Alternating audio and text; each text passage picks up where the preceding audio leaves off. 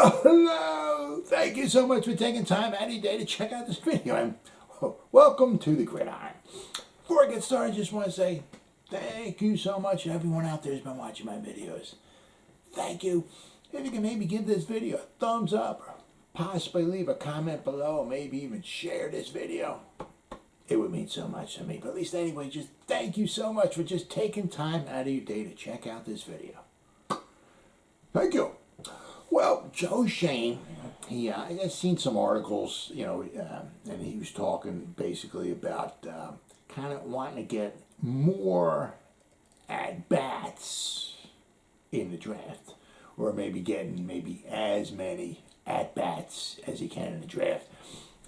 Now, when you're with, I guess, the Bills, and you're knocking on the door, you don't need 15 picks. You need a couple quality picks, and bust through that frickin' door, and win the Super Bowl. They're close, really close. Be interesting to see the Giants took after their staff to the Giants, from the Bills went to the Giants. Kind of interesting to see how the Bills do. I'm sure they'll probably do just, as long as they got Josh on, I'm sure they'll probably do just fine. But it'd be very interesting to see how the Bills do next year. But we're talking two totally different teams. And obviously, when you're becoming the GM of a team, it's not because the team just won the last 17 Super Bowls in a row.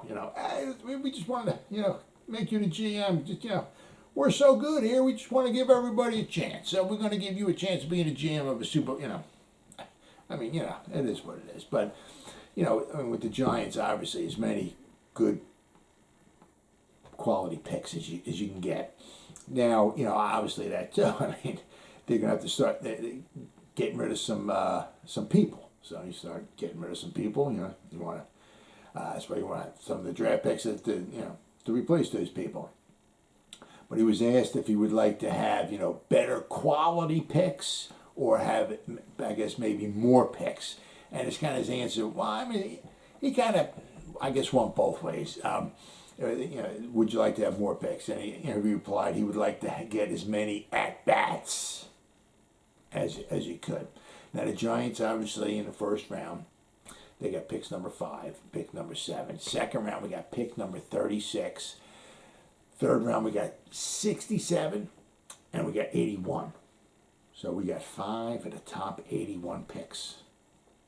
So, I know it's tough to hit on all of them and all of that, but if we can, hit on 4 out of those 5, I'm not saying the third rounders got to be all pros or nothing, but if we can get some nice quality starters, that would be fantastic. Especially if you get the third rounders where they're only a little over $1 million a year, and you got them for 4 years. Good quality starters, a little over $1 million a year. Pick 67 might be maybe $5 million, just roughly for 4 years, maybe a little more, 5.5 million or something for 4 years. So for pick 67, if you can get a quality starter, somebody can give you some good reps for 4 years for $5.5 million or so, 5.5. Whew. That would be fantastic. Pick 81 would be even cheaper than that. So in the fourth round, we have pick 108. We did have pick 106, but we traded it to the Ravens for Ben Bredeson. So we got Ben Bredeson out of there. He did okay. He had a problem with his hand for a while, so that kind of hurt him. But we were jonesing for some offensive linemen. So we got Bredeson and Price. Price lasted the whole season. Bredeson, he had his hand, so they did basically the best they could. And then the fifth round, we got pick 145 and 172. Pick 6, in the sixth round, we got pick 181. So we have 9 picks. Now, I thought we had 11 too. All right. Oshane kept saying, he said, 2 or if not 3 times in his press conference, his introductory press conference, I believe it was, that we have 11 picks, and I want to get 11. He kept saying 11 picks, and I thought we had 11 picks as well too, but we only got 9. So I'm not exactly sure where the confusion was or is or whatever, but last I checked, we only have 9 picks. All right. He would like to get more, obviously, than 9 picks. He said that he's also willing to move up or move back, right? Something that Gettleman never moved. I guess we say down. I guess and Gettleman did this in his last draft, 2021 draft. But other than that, he traded back. But he never traded up to get I'm saying he never traded back. I'm sorry, he traded up, but he never traded back to get additional picks. He did that last year. He did it. He did it 2 times. That's why we obviously got Kadarius Toney. But Joe Shane's willing to trade up and trade back, either one or the other. He said he's willing to move, up or back. But one of the things he said is that if it goes to the 2nd round, okay, and you're going into the 2nd round, and you got a guy there on the board, and you got a 1st round grade on him, something he said, and he said you really think highly of him, really, really think highly of the guy. You got a 1st round grade on him. He said you go get him. So if you're in the 2nd round, you just trade or whatever you got to do to get that pick. So he said he's willing to do whatever it takes. Now since Shane's joined the Bills. Basically, he joined them in 2017. However, he joined them, I believe it was in May. Obviously, the draft is in April. So just because he joined them in 2017 doesn't mean he was a part of the 2017 draft. He wasn't. So basically, he's been there for 4 drafts, the 18, 19, 20, 21 drafts, right? So basically, since he's been there since the 2018 draft, Buffalo's taken in the first 2 rounds, right? They've taken 6, either offensive, defensive linemen or linebackers. They've taken 6, and they're all needs for the Giants. I don't know how long. Leonard Williams, how long he's going to try to dump his salary somehow. Maybe get another year out of him, or somewhere along the line, just get rid of him when we can. When maybe the dead cap hit is maybe not as bad, or maybe we can somehow trade him, or I don't know. But then you got Dexter Lawrence too, right? This is his 4th year as well. We're trying to save money. Now, this is one of the problems that we've had, going back with Gettleman and all these new coaches we keep bringing in and all that and everything. Between Dable and Shane, Dexter Lawrence isn't their guy. They didn't draft him, right? And now all of a sudden, he's 4th year, and then we pick up his 5th year option. His salary's going to go up a little bit, and then we're going to offer him a long-term contract. That's not their guy. So they might want to think about maybe getting rid of him. So I'm saying, the defensive line, we were getting gashed pretty good against good teams that could run. Blake Martinez, he could be a casualty. Jay Crowder did a nice job, but he led the team in tackles and all. But if we need help. We need help with the run defense. That's it. Is Dexter Lawrence in the long-term plans? Blake Martinez might have just played when he got hurt against the Falcons in Week 3 last year. That might have been his last down ever for the Giants. As I said, same thing with Leonard Williams. So we need defensive linemen, linebackers. I said they took 6 in the top 2 rounds since he was there. Either offensive lineman, defensive lineman, or linebackers. Giants need linebackers. We could use somebody in the middle. They can go from sideline to sideline. There's a couple of those guys in the draft here, which would be nice. If you get a linebacker that can actually cover a tight end, that would be phenomenal. Giants don't seem to like to draft tight end linebackers that can cover tight ends. Edge rusher. So those are areas of need for the Giants. They're huge. Now, out of those 6 picks that they had, the offensive lineman, defensive lineman, linebackers that they took in the top 2 rounds, only one of them has been a Pro Bowler. So none of them been like super spectacular. Tremaine Edmonds, all right, he was the Pro Bowler. But they also drafted Ed Oliver and Gregory Rousseau. All right, those guys are good. Now you also got to kind of remember too, the past couple of years, the Bills have not been drafting, in the top 10. I mean, they got Josh Allen in the top 10, but after that, that was their last, kind of their last hurrah, the top 10 picks. I mean, when you go 13-3, go to an AFC Championship game, all that, you're not picking in the top 10. All right, so the guys that they're picking, getting good picks, but they're not necessarily like top 10 picks. And, they're getting good quality picks. And, I mean, one thing Gettleman always says, you win in the trenches. The hog volleys, but, it's a big boys game. I mean, if you can control the line of scrimmage on both sides, that's huge. And the Giants weren't able to do that last year. So, and which also includes linebackers as well, too. I mean, so, those are areas of needs for the Giants. Now, since, obviously, the Bills have not been taken in the top 10 much. I mean, after Josh Allen.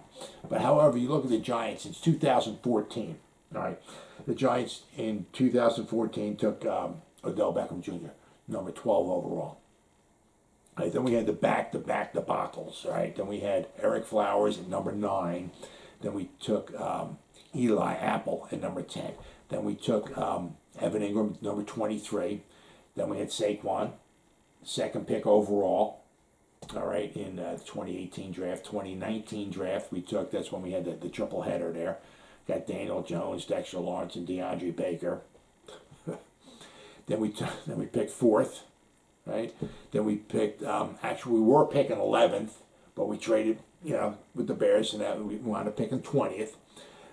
So this year we're picking 5th and 7th, but we wouldn't be picking 7th if we didn't trade with the Bears last year. So, but I mean, you look, since 2014, we picked 12th, 9th, 10th, 2nd, 6th, 4th, 11th, and 5th. Meaning this year, and we're horrible, absolutely horrible, right? So I mean, it's you got to hit on your picks, absolutely, so important. So, I mean, that's one thing that the Bills do. I mean, they've done a decent job drafting, very decent job drafting. They've also, which is obviously the most huge thing of all, is they got their quarterback right. Now, we're going to need to do that with Daniel Jones, or if not Daniel Jones, someone else maybe in 2023. But all things pointing, to the signs that we're going to try to give Daniel Jones as much help as we can this year. And that does not include picking 9 wide receivers in the draft. Well, we'll just give more wide receivers. That's all. We won't be able to run. We won't be able to protect them around. But we'll just draft a bunch of wide receivers. Maybe we'll get a good running back for him. No. Right. So we're going to try to get as much draft helping maybe in the draft as we can. So we're going to want to prioritizing his development. So, which first thing we wound up doing was bringing in, you brought in Dable, the offensive coordinator. Now he's the head coach. All right, you're bringing in Kafka, right? Now he's the offensive coordinator. He was with the Kansas City Chiefs, the quarterback coach. And then you brought in Shea Tierney. Now he's our quarterback coach, right? So now you got a good start. You brought in Tierney, you brought in Kafka, and you brought in Dable. You brought those 3 minds in, all right? All with successful, coming from successful organizations and all that, everything. So that's a very, very good start to help Daniel Jones out. Then maybe we can draft maybe a couple of linemen as well. They don't necessarily have to be in the first round. Now, I mean, this is one of those drafts. There's some, obviously, like Thibodeau and Hutchinson and maybe Neal. There's some guys there that are obviously worthy maybe of a top 10 pick or so and all. But all a lot of the draft experts out there, shall we say, there's a lot of good quality in the second round, the third round, the fourth round. So it's not necessarily like a top-heavy draft, or, also meaning like there's not like 4 or 5 quarterbacks that are going to go in the top 15 picks or something. So some of those offensive linemen that might be there when the Giants draft, maybe in the past, what I'm reading anyways, that, those guys that are in this draft, in the past, and maybe some better drafts, they wouldn't be in the top 10 like they are now. Maybe they're kind of sliding down because maybe it's just, it's not a super duper phenomenal, unbelievable draft. You know what I mean? Like even the offensive line, like Neal. I mean, I've heard some. Sometimes you got guys coming out like Quentin Nelson. This guy is. We could have took him, but we took Saquon. But you got some of these guys that it's like this guy is a Hall of Fame. This guy. But I'm here like with Tyler Linderbaum. I said Neal. Some of the guys. They're very good, but maybe there wouldn't be a solid stone cold lock first round pick. Or top 10 pick if they were in some of the other drafts. So there's good quality all throughout the whole draft. So, if we don't wind up picking an offensive lineman or two offensive linemen in the first round, whatever, we can certainly pick somebody up in the second round or maybe pick somebody up in the third round or whatever, and we get some good quality there. All right. Now, one way we can get obviously some more at bats, as Shane was pointing out, is that we could trade Saquon. Now the Giants, it's not basketball.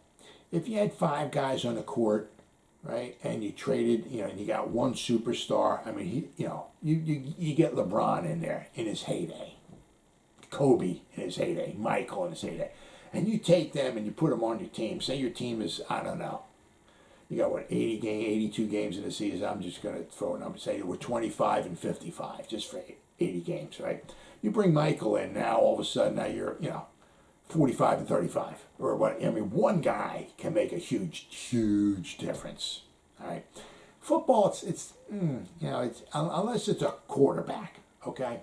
But you got a running back. Sometimes it's really tough for a running back to make such a big difference. With Saquon in the lineup, the Giants are 10 and 34.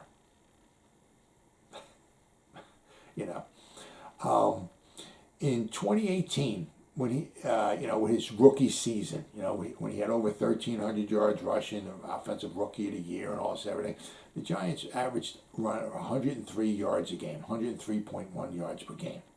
In 2020, when he was out the whole season, hurt and everything, they averaged 118.9 yards per game, rushing. They averaged more yards rushing per game, and they didn't have a phenomenal offensive line. They even had Colt McCoy in there passing the ball. Right? In 2018, you had Eli Manning in there. You had Odell Beckham Jr. You had Evan Ingram, Eli Manning, Saquon Barkley. And with him in there, he averaged 103 yards a game rushing. So, how much, I love the guy. I wish he was on the team forever and all that and everything. He's a phenomenal class act human being. Absolutely freaking love him. And if he retires a Giant, I'm cool with that. But all reality, if you trade him, you can save like $7 million. That's huge. $7 million is huge. Maybe you can get maybe a third rounder for him. If he played 4 years, never got hurt, and he just played out what he was doing his rookie season, 1,300 yards rushing, 700 receiving, 2,000 yards altogether on a crappy team, you could probably get a first rounder for him. But with his injury history, you get him in the right, it's only $7 million.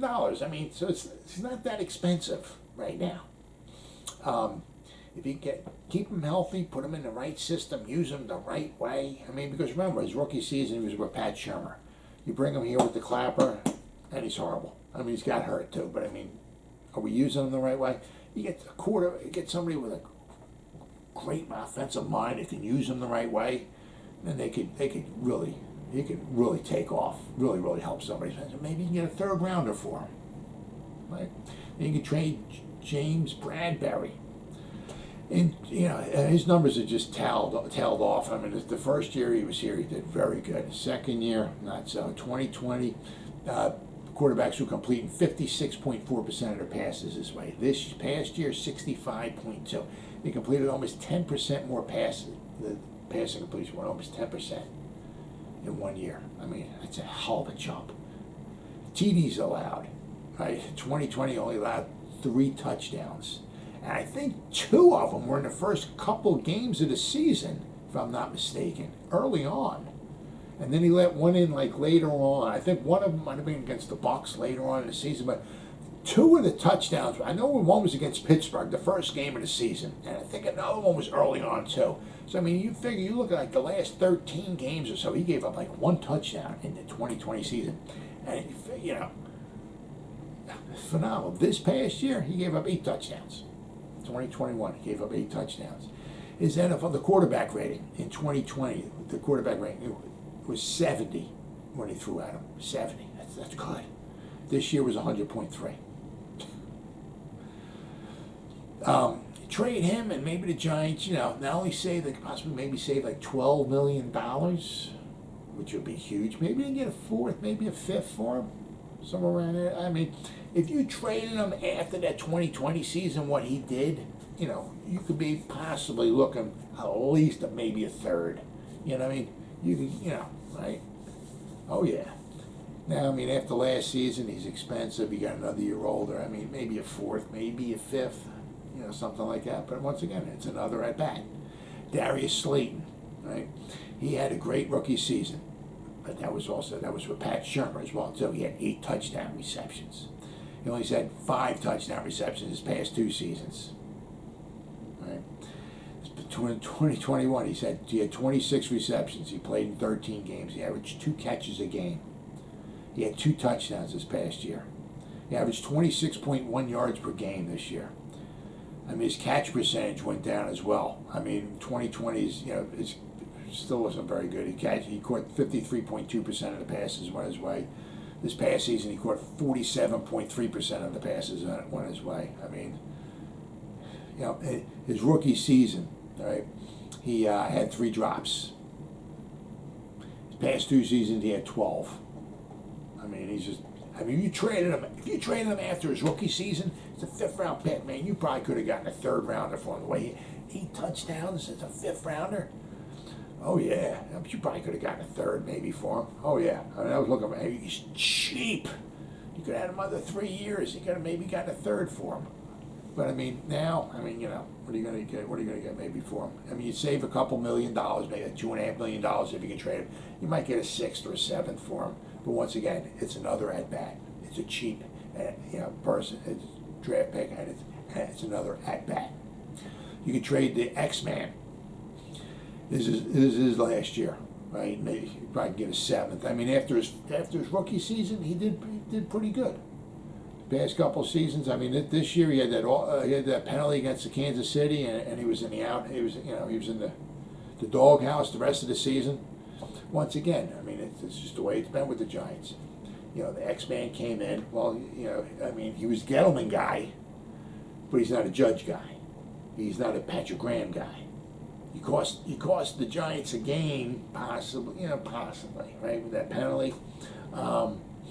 You know, and you're not a Patrick Graham guy, you're not a Joe Judge guy. I mean, Gettleman can draft him, but Gettleman can't tell him to play him. Can't tell him to activate him. So, I mean, Judge, you know, that's not my guy.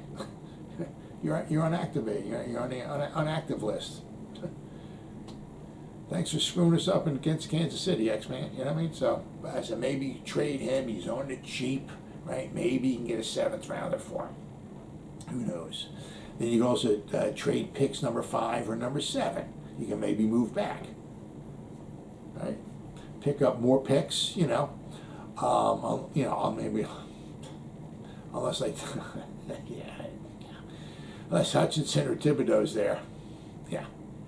But I mean, if somebody wants to pick number 5, I mean, because Carolina is 6. Carolina needs a quarterback. Does somebody want to jump up in front of Carolina? Now, the one problem is, you know, I mean, Malik Willis, Sam Howell, Matt Corral, and Kevin Pickett. I mean, we're not talking the cream of the crop here, you know, as far as quarterback draft classes. Now, there might wind up being somebody when the combine rolls around, or somebody has their own combine, you know, holds their own tryouts or whatever, you know, at their own stadium and all their own receivers and all that, and somebody might start lighting it up, and all of a sudden, Malik Willis, oh my God, you see his draft day, his pro day and all that, oh my God, and then he shoots up the board. Now he's projected to go in the top 5. I mean, that seems to happen every year. But I mean, as of right now, I don't know if there's anybody, I mean, Carolina would rule. He's had 2 horrible seasons, right? He's had 2 bad. If he has a 3rd bad season, I don't know if he's going to make it around. Does he want to take a shot on a quarterback at pick number 6? Maybe put him in there and have another horrible season and then get canned? Does he want to take a shot on drafting a quarterback for 1 year and he'll get fired, and then the next coach comes in and has now as a quarterback, maybe he can, maybe get him better, or maybe he takes a quarterback, Rule takes a quarterback and the guy's not any good, so the new coach comes in, gets rid of that quarterback and has to pick another. I mean, you also got, there's a bunch of teams. You got Denver at number 9, right? You got Washington at number 11. You got the Vikings at number 12 because they got Cousins. I mean, they're not going to have him probably forever. I mean, they're going to want their own quarterbacks and all that. You got the Saints at number 18. You got the Steelers at number 20. Maybe somebody might want to jump up to somebody wants to jump up in front of Denver. I mean, maybe you can jump up in number 8. But maybe you can jump up to number 7 if there's somebody wants it. If there's a quarterback there and they want to go for it and all this, that, now, maybe somebody jumps up, right? Because you got quite a few quarterback needy teams. But then once again, it's not a draft. It's going to be exciting. It's going to depend upon what Carolina does. If Carolina passes on the quarterback and it gets to pick number 7 and all the quarterbacks are there, and then you got the Broncos, you got Broncos are like, man, I don't want somebody jumping in front of us. Let's talk to the Giants. Or Washington's like, oh, let's jump in front of the Broncos. Or let's talk to the Giants. So you never know. They could maybe trade pick number 5. I don't know if somebody's going to want to jump up that far to get a quarterback. Then they got pick number 7. They can maybe do that as well too. Trade back, get the other team's first round, and maybe pick up a second rounder or something like that. Maybe this year or the next year or whatever. So I mean, there's a lot of options the Giants have. So they got 5 of the top 81 picks. They got 9 picks. They got a few guys they can trade. Shane's trying to get rid of some guys, so there's a possibility somebody might get traded. It's a guaranteed people getting let go. But if he can try to trade somebody and get some draft capital for it instead, he'll try that. But I said, then we also have picks number 5 and number 7. If we were like the Bills and we had 2 in the top 10 and we were knocking on the door for a Super Bowl, you hold on to those two top 10 picks. You take 2 real good studs, put them in your lineup, and maybe you're kicking through the door and you're taking the Super Bowl. With the Giants, if they traded both of those 5 and 7, moved back, picked up a bunch of more draft capital, and helped fill out this roster, get them young, cheap, and fill out the roster, that might be the way to go. Well, as always, guys, thank you so much for taking time out of your day to check out this video. You guys stay safe out there and go Giants! Woo!